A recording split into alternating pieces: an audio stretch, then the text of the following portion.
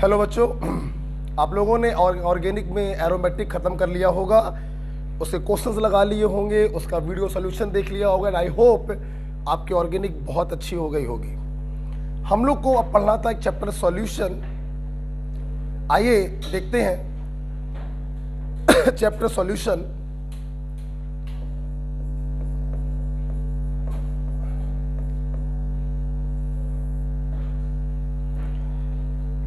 बड़ा NCERT 12th में solution नाम का चैप्टर है और इसमें दो बातें हैं। एक बच्चा इसमें हम लोग को पढ़ना पड़ता है कंसंट्रेशन के बारे में, molarity, normality, mole fraction, percentage के बारे में, और दूसरा इसमें हम लोग पढ़ते हैं कॉलीगेटिव प्रॉपर्टी।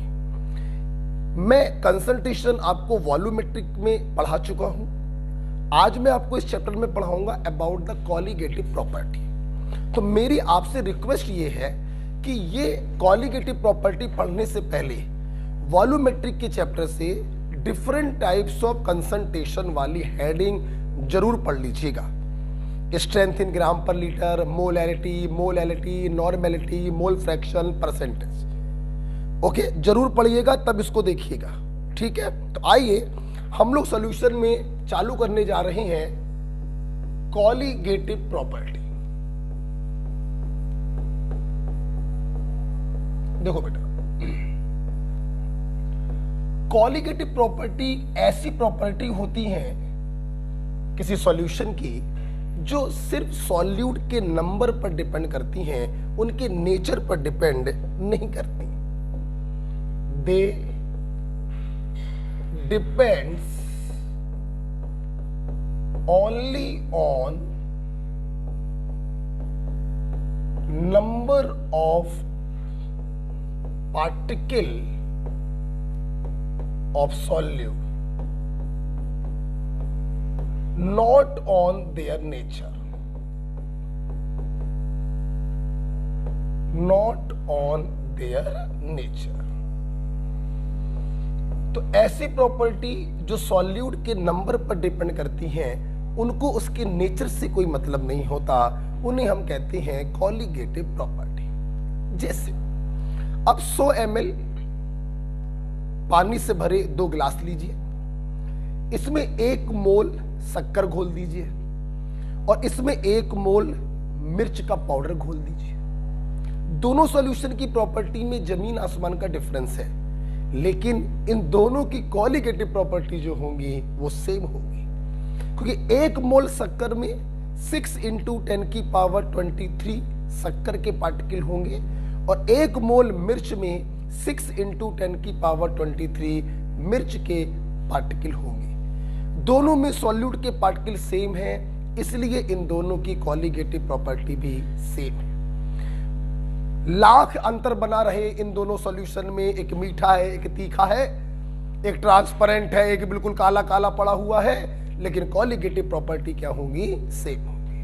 राइट। ये जो बच्चों कॉलीगेटिव प्रॉपर्टी है, हम लोग को ये पढ़नी है 4 प्रकार की। पहला,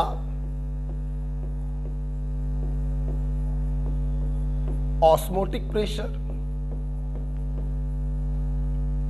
दूसरा, relative lowering in vapour pressure. तीसरा, एलिवेशन इन बॉइलिंग पॉइंट। और चौथा, depression in freezing point.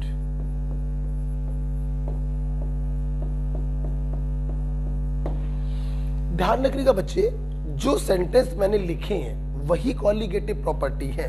For example, elevation in boiling point is the colligative property. Boiling point is not the colligative property. Depression in freezing point is the colligative property. Freezing point is not the colligative property. Relative lowering in vapor pressure is the colligative property. Vapor pressure या lowering in vapor pressure is not the colligative property. Right? आइए सबसे पहले इस colligative property में हम deal करेंगे osmotic pressure. I hope आप लोग वीडियो को पॉज करके लिख लेंगे। हम लोग पढ़ने जा रहे हैं osmotic pressure.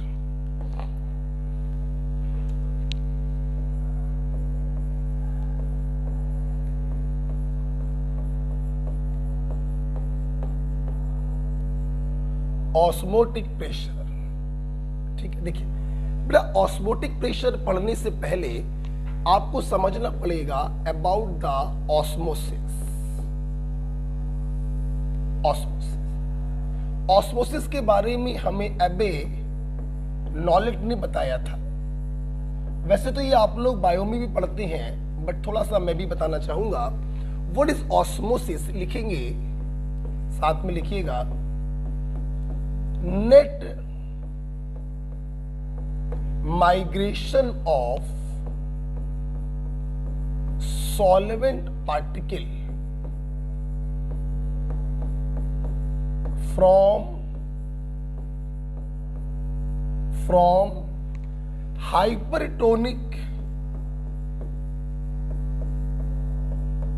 from hypertonic solution to hypotonic solution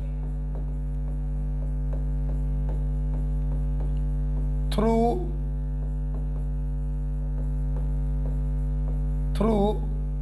a semi-permeable membrane, short में SPM.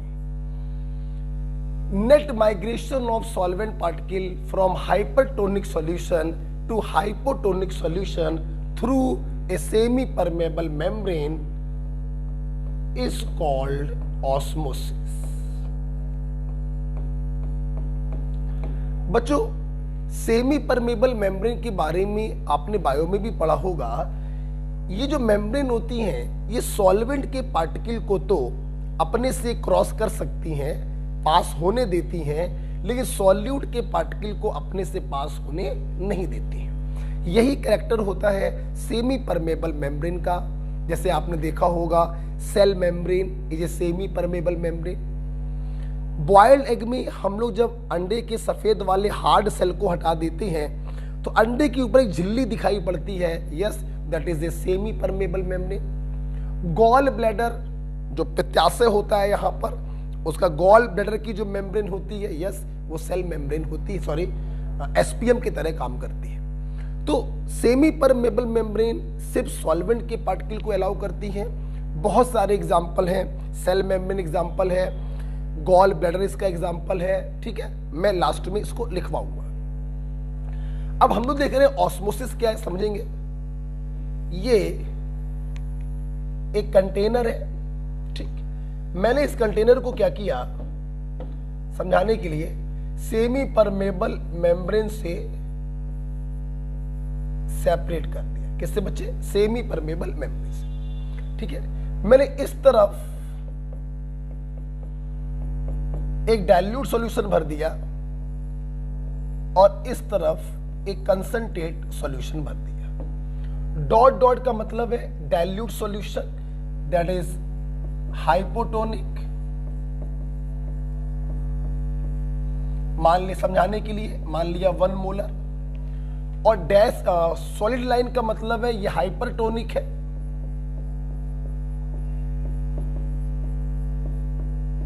मान लिया 5 मोलर। तो बेटा क्या होगा, सॉल्वेंट के पार्टिकल वैसे तो हाइपो से हाइपर में जाएंगे, इसमें कोई शक नहीं है, और हाइपर से हाइपो में भी जाएंगे, लेकिन जो ज्यादा माइग्रेशन होगा वो हाइपो से हाइपर की तरफ होगा, राइट, ठीक है। तो देखिए माइग्रेशन तो सॉल्वेंट का हाइपर से हाइपो में भी होगा और हाइपो से हाइपर में भी होगा, लेकिन अगर ध्यान से देखें तो नेट माइग्रेशन जो हो रहा है वो हाइपो से हाइपर की तरफ हो रहा है। इधर 3 एरो लगाए हैं, इधर 1 एरो लगाया है। तो इसी नेट माइग्रेशन को कहते हैं osmosis.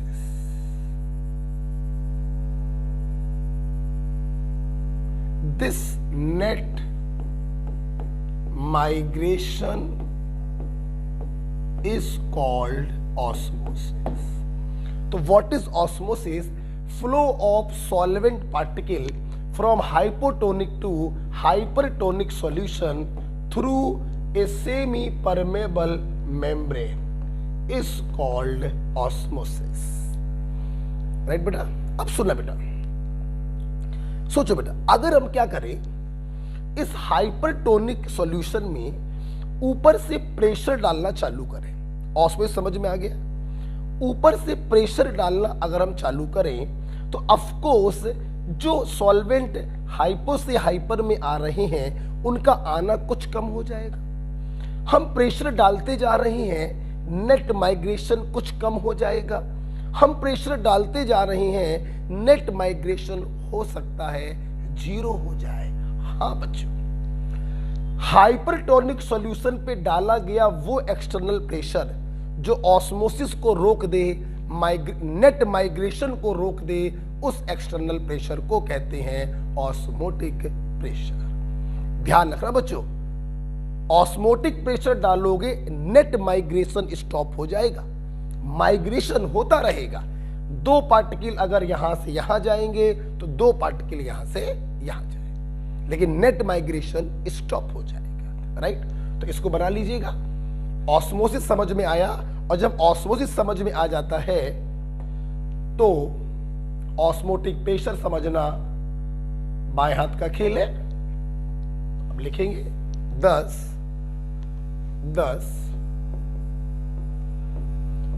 The minimum external pressure which must be applied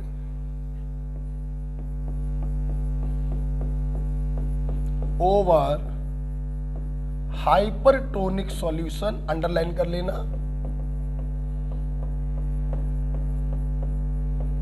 to just prevent osmosis.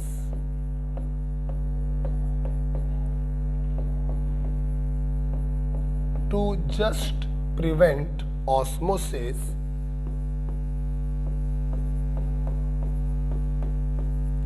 is called osmotic pressure.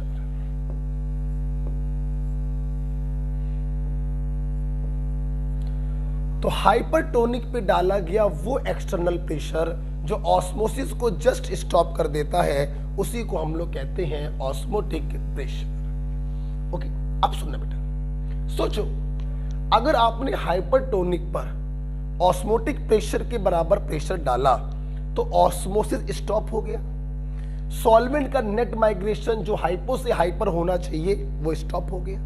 सोचो अगर ये प्रेशर हम ऑस्मोटिक प्रेशर से ज्यादा डाल दें तो उल्टी गंगा बहना चालू हो जाएगा। हाइपरटोनिक से हाइपोटोनिक में सॉल्वेंट के पार्टिकल जाने लगेंगे। इस उल्टी गंगा को हम कहते हैं रिवर्स ऑस्मोसिस। बोलो क्या कहते हैं? Reverse osmosis. तो इसके नीचे लिखेंगे, इसके नीचे लिखेंगे, if pressure applied exceed osmotic pressure, then reverse osmosis takes place। Bracket में लिखेंगे, it is used in desalination of sea water।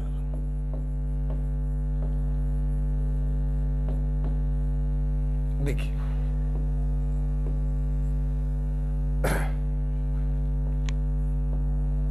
ठीक है, समझना बेटा। जैसे कि ये पॉइंट तो आपको समझ में आ गया, अगर हाइपरटोनिक पे डाला गया प्रेशर ऑस्मोटिक प्रेशर से ज्यादा हो जाता है तो उल्टी गंगा बहने लगेगी, जिसे हम लोग कहते हैं रिवर्स ऑस्मोसिस। इसका यूज करते हैं हम लोग डीसैलाइनेशन ऑफ सी वाटर। समुद्री खारे पानी से डी माने हटाएंगे, सलाइन माने नमक को। समुद्र के खारे पानी से नमक को हटाना है, पीने योग्य पानी बनाना है, हम यूज करते हैं रिवर्स ऑस्मोसिस। कैसे करते हैं? फील करिए, फील करिए, ये बनाना नहीं है, ऐसे ही। ये सेमी परमेबल मेम्ब्रेन है, ठीक है। यहां पे तुमने भर दिया समुद्र का खारा पानी और यहां पे भर दिया फ्रेश वाटर। अब एक बात बताओ, फ्रेश वाटर की तुलना में ये हाइपर होगा और ये क्या होगा? हाइपो। तो रूल तो ये कहता है कि सॉल्वेंट का फ्लो हाइपो से हाइपर में होगा। अब मैंने क्या किया, इस पर ऊपर से प्रेशर डाला और इस प्रेशर को इतना डाला कि वो ऑस्मोटिक प्रेशर से ज्यादा हो गया। अगर ऑस्मोटिक प्रेशर से ज्यादा हो गया तो वाटर जो होगा वो सी वाटर से फ्रेश वाटर की तरफ जाने लगेगा। यहां पे सिर्फ नमक बचेगा और इस पीने वाले पानी को यहां पर एक टैप लगा होता है, उससे हम लोग अलग करते रहते हैं। तो समुद्री खारे पानी से पीने वाला पानी बनाते हैं with the help of reverse osmosis. Okay बेटा, तो रिवर्स ऑस्मोसिस का यूज मेरे छात्रों ने देखा, समुद्र के खारे पानी से पीने वाला पानी हम लोग बनाते हैं। राइट बेटा, चलिए एक स्टेप आगे बढ़ते हैं। अच्छा बेटा, आप लोगों ने बायो में पढ़ा होगा ऑस्मोसिस दो प्रकार की होती है। एक होता है एंड ऑस्मोसिस और एक होता है बच्चों एक्स ऑस्मोसिस। आधे आधे में लिख लेना कॉपी के। अगर किसी सेल के अंदर पानी आ रहा है तो उसे कहेंगे एंड ऑस्मोसिस, और सेल के अंदर से बाहर पानी जा रहा है तो उसे कहते हैं एक्स ऑस्मोसिस। जैसे देखो बेटा, मान लो ये कोई सेल है, आरबीसी ले लो या कोई प्लांट सेल ले लो। सेल की बाहर वाली जो वो होती है मेम्ब्रेन, वो एसपीएम होती है। हमने इस सेल को एक ऐसे सॉल्यूशन में रखा जिसका कंसंट्रेशन सेल के अंदर जो फ्लूइड भरा है उससे कम है, मतलब हाइपोटोनिक। ये हो गया हाइपर। तो सॉल्वेंट का माइग्रेशन हाइपो से हाइपर की तरफ होगा, जिससे सेल जो है वो फूलने लगेगी और फूल कर बस्ट भी हो सकती है। सेल में बस्ट। आपको बताना चाहेंगे बच्चों, अगर ये सेल आरबीसी है तो आरबीसी की बस्टिंग को हम लोग हीमोलिसिस कहते हैं। क्या कहते हैं? हीमोलिसिस। तो एंड ऑस्मोसिस से सेल फूलने लगेगी और फूलते फूलते सेल फट भी सकती है, इसे हम लोग कहते हैं हीमोलिसिस। एक्स ऑस्मोसिस में क्या होगा, आप इस सेल को एक ऐसे सॉल्यूशन में डिप कर दो जिसकी कंसंट्रेशन सेल के फ्लूइड से ज्यादा हो, दैट इज हाइपरटोनिक। तो सॉल्वेंट का माइग्रेशन हाइपो से हाइपर की तरफ होगा और सेल जो है सिकुड़ने लगेगी। Shrinking occurs. मैं आपको बताना चाहूंगा, अगर ये श्रिंकिंग आरबीसी का हो रहा है तो इस श्रिंकिंग को हम लोग कहते हैं क्रीनेशन, और अगर ये श्रिंकिंग प्लांट सेल का हो बच्चों तो इसे हम लोग कहते हैं प्लाज्मोलिसिस।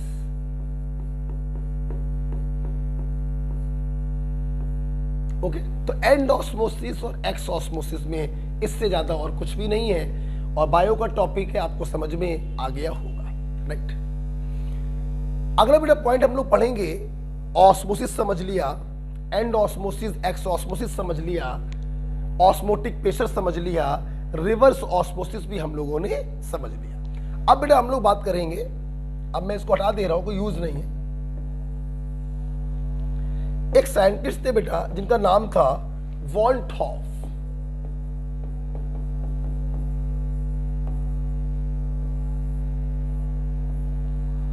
बड़ा वॉन थॉफ ने एक स्टेटमेंट दिया, लिखेंगे साथ में। अकॉर्डिंग हिम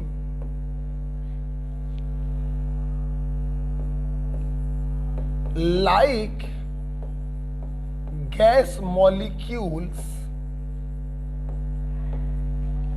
solute particle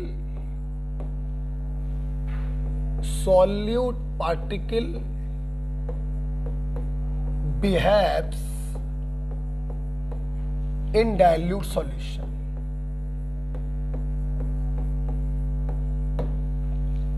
मतलब वॉन्टोव ने बताया जिस प्रकार से गैस के मॉलिक्यूल गैस में बिहेव करते हैं, उसी प्रकार से किसी सॉल्यूशन में जो सॉल्यूट के पार्टिकल होते हैं वो बिहेव करते हैं। इस स्टेटमेंट से वो कहना हमसे ये चाहते थे कि जिस प्रकार से किसी गैस का प्रेशर हम आइडियल गैस इक्वेशन से निकालते हैं, उसी प्रकार से किसी सॉल्यूशन का ऑस्मोटिक प्रेशर हम आइडियल गैस से निकाल सकते हैं। दैट इज PV बराबर nRT। आप इसका इस्तेमाल करके आप किसी गैस का प्रेशर निकालते हैं और इसके ऊपर आप सैकड़ों क्वेश्चन लगा चुके हैं गैसेस स्टेट में। आज हम लोग इसी का इस्तेमाल करेंगे और ऑस्मोटिक प्रेशर को कैलकुलेट करेंगे। अंतर बस इतना, अब यही P कहलाने लगेगा ऑस्मोटिक प्रेशर, V कहलाने लगेगा वॉल्यूम ऑफ सॉल्यूशन, जो पहले होता था वॉल्यूम ऑफ गैस, N पहले होता था मोल्स ऑफ गैस, अब N हो जाएगा मोल्स ऑफ सॉल्यूट।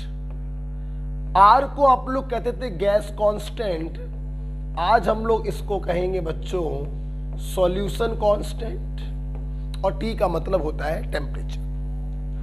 ओके, सुना बेटा, हम लोग जब भी ऑस्मोटिक प्रेशर पर कोई न्यूमेरिकल क्वेश्चन लगाएंगे, आप हमेशा बेटा इसी का इस्तेमाल करेंगे, हमेशा। मैं आपको किताबों में इसी फार्मूले को कैसे लिखा जाता है मैं वो भी बताना चाहूंगा। V को जरा उस तरफ ले जाइए जहां पर हम P को कह रहे हैं ऑस्मोटिक प्रेशर, किताबों में P की जगह लिखा मिलता है पाई। Okay, mole upon volume in litre को मोलैरिटी कहते हैं, and molarity is a type of concentration. तो M की जगह पे C लिखा मिलेगा, R की जगह पे S लिखा मिलेगा और T की जगह पर T। किताबों में इसी को ऐसे लिखा मिलता है पाई बराबर CST। ध्यान रखना बच्चों, यहां पर C का मतलब है कंसंट्रेशन इन मोलैरिटी, जिसको निकालने का तरीका आप जब वॉल्यूमेट्रिक में रिवाइज करेंगे तो moles of solute upon volume of solution in litre, right. ये देखिए वॉन थॉफ के इस स्टेटमेंट से ये सिर्फ देखने में अच्छा लग रहा, बोलने में अच्छा है। मैं अपने स्टूडेंट से हमेशा कहता हूं आप इसका इस्तेमाल करेंगे किसी सॉल्यूशन का ऑस्मोटिक प्रेशर निकालने, राइट बेटा। आइए इसके ऊपर हम लोग एक न्यूमेरिकल क्वेश्चन करते हैं। एक न्यूमेरिकल क्वेश्चन बच्चों है, वीडियो पॉज करके आप लोग करेंगे।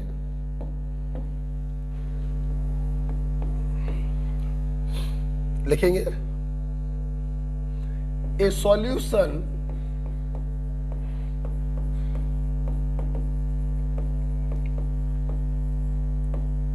solution containing 4 gram of a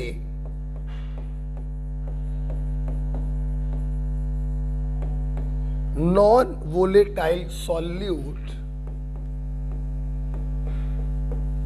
per 100 ml was found to have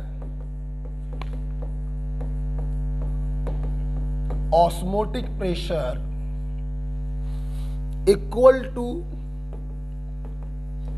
500 mmHg at 27 degree Celsius full stop. Calculate molecular weight of solute. ठीक है, देखिए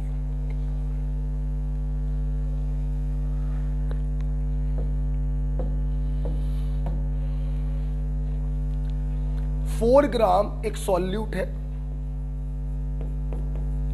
सॉल्यूट के वेट को स्मॉल w से दिखाया, पर 100 ml में डिसॉल्व किया, वॉल्यूम है 100 ml, और इसका ऑस्मोटिक प्रेशर चाहे पाई लिखो चाहे पी लिखो 500 mmHg है।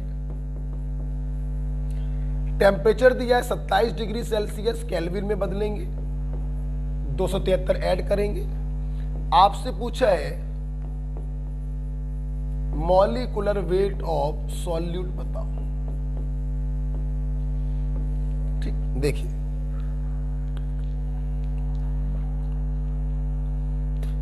पूरी क्लास समझ गई है कि यहां पर हमें पीबी बराबर एनआरटी का इस्तेमाल करना है।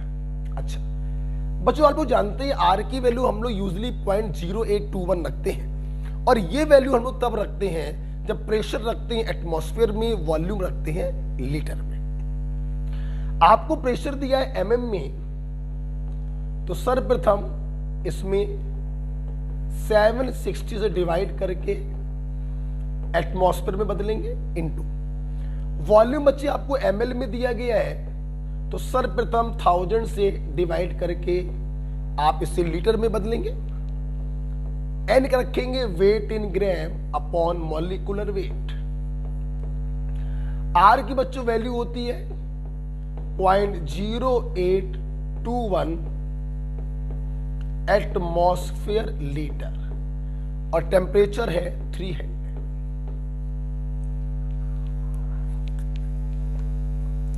पहली और आखिरी बार मैं ऐसे लिख रहा हूं, जानबूझकर मैंने यूनिट यहां पर दिखाई है क्योंकि मैं आपको यह बताना चाहता था कि प्रेशर को एटमॉस्फेयर और वॉल्यूम को लीटर में क्यों रख रहे हैं, क्योंकि हमारे पास आर की जो वैल्यू होती है 0.0821, ये देखिए वो एटमॉस्फेयर और लीटर में होती है। अगर आप इनको एमएम में या इसको एमएल में रख देते तो आप कभी भी इसका आंसर नहीं निकाल सकते थे। आप सॉल्व कर लीजिए और जो भी आएगा दिस इज योर आंसर। मैं लिख दे रहा हूं भाई, 1 2 1 2 1 2 1 2, ठीक है। तो मॉलिक्यूलर वेट देखिए क्या आ गया, 4 into 0.0821 into 300 into 76 upon 5। This is your answer. मैं सॉल्व करके देख लेता हूं। 4 इंटू 0.0821 इंटू 300 इंटू 76 ऑब्लिक है 5, 1497। तो मॉलिक्यूलर वेट बच्चों आ गया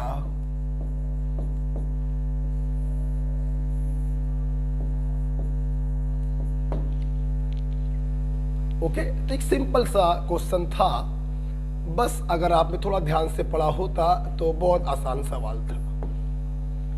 ओके, आइए, अगर ये सवाल आपको समझ में आ गया है तो आइए क्वेश्चन इसी पर हम दे रहे हैं। HW क्वेश्चन है, घर पे करके लाइएगा। HW है, घर से करिएगा, मुझे व्हाट्सएप करिएगा, मुझे इस क्वेश्चन का सॉल्यूशन व्हाट्सएप करिएगा। Calculate osmotic pressure of 6% aqueous urea solution at 27 degree Celsius. ठीक है, ये क्वेश्चन SW में दिया है, घर से करके लाइएगा मुझे। ओके, आइए। जब बच्चे ऑस्मोटिक प्रेशर हम लोग समझ लेते हैं तो इसके बाद एक अगला पॉइंट हम पढ़ना चाहेंगे, आइसोटोनिक सॉल्यूशन। देखिए बेटा, आइसोटोनिक सॉल्यूशन क्या होते हैं? दो solution whose osmotic pressure is same। ऐसे सॉल्यूशन जिनके ऑस्मोटिक प्रेशर सेम होते हैं, हम लोग उन्हें आइसोटोनिक सॉल्यूशन कहते हैं। जैसे दो सॉल्यूशन हैं, उनके ऑस्मोटिक प्रेशर सेम हो गए, तो पाई1 बराबर पाई2। अब P1 बराबर P2 लिख लो, कोई दिक्कत नहीं। अगर हम लिखने वाले फार्मूले का इस्तेमाल करें तो पाई1 की जगह लिख सकते हैं C1H2 और पाई2 की जगह लिख सकते हैं C2H2। C1 C2 बदल सकता है, लेकिन H2 तो कांस्टेंट होगा, तो C1 बराबर आ गया C2। मतलब जिनकी कंसंट्रेशन बराबर होगी उनका ऑस्मोटिक प्रेशर भी बराबर होगा। आइसोमोलर सॉल्यूशन आर आल्सो आइसोटोनिक। जिनकी कंसंट्रेशन बराबर है, जिनकी मोलैरिटी बराबर है, उनका ऑस्मोटिक प्रेशर भी बराबर होगा। अब आप खुद सोचिए, अगर मैं आइसोटोनिक सॉल्यूशन को एसपीएम से सेपरेट कर दूं तो क्या ऑस्मोसिस होगी? बिल्कुल नहीं होगी। जब दोनों के ऑस्मोटिक प्रेशर बराबर है, दोनों की कंसंट्रेशन बराबर होगी। अगर कंसंट्रेशन बराबर है, ना कोई हाइपो ना कोई हाइपर, तो नेट माइग्रेशन कहीं से भी कहीं नहीं होगा। माइग्रेशन होगा, दो सॉल्वेंट इधर से इधर गए तो दो सॉल्वेंट इधर से इधर आ गए, लेकिन नेट माइग्रेशन नहीं होगा, ऑस्मोसिस नहीं होगा।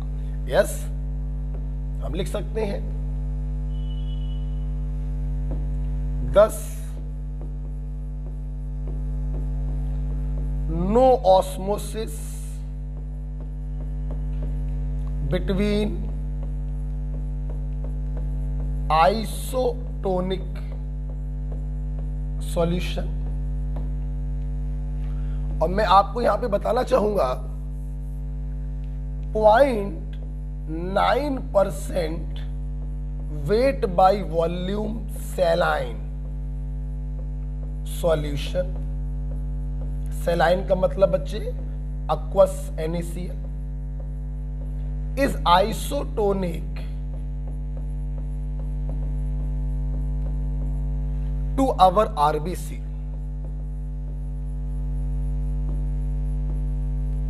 Hence can used in intravenous injection।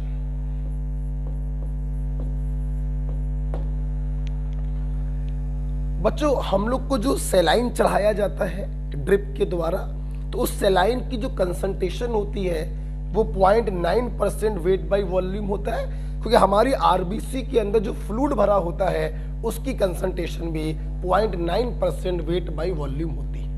तो आप जब इस सेलाइन को हमारी वेन में चढ़ाएंगे तो ना एंड ऑस्मोसिस होगा ना एक्स ऑस्मोसिस होगा। तो 0.9% weight by volume सेलाइन solution is isotonic to our RBC। Okay बेटा, hence can be used in intravenous injection, right? तो आइसोटोनिक सॉल्यूशन हमारे छात्रों ने देखा, ऐसे सॉल्यूशन जिनका ऑस्मोटिक प्रेशर बराबर होता है, जिनकी कंसंट्रेशन बराबर होती है, जिनके बीच में कोई ऑस्मोसिस नहीं होती है, ऐसे सॉल्यूशन कहलाते हैं आइसोटोनिक सॉल्यूशन। आइए आइसोटोनिक पर एक क्वेश्चन कर लेते हैं। एक क्वेश्चन करते हैं बेटा, हटा रहा हूं इसको। ध्यान रखना बेटा, पहले वॉल्यूमेट्रिक से कंसंट्रेशन को रिवाइज करिएगा, फिर इसको पढ़िएगा। पहले कंसंट्रेशन फिर इसको, राइट।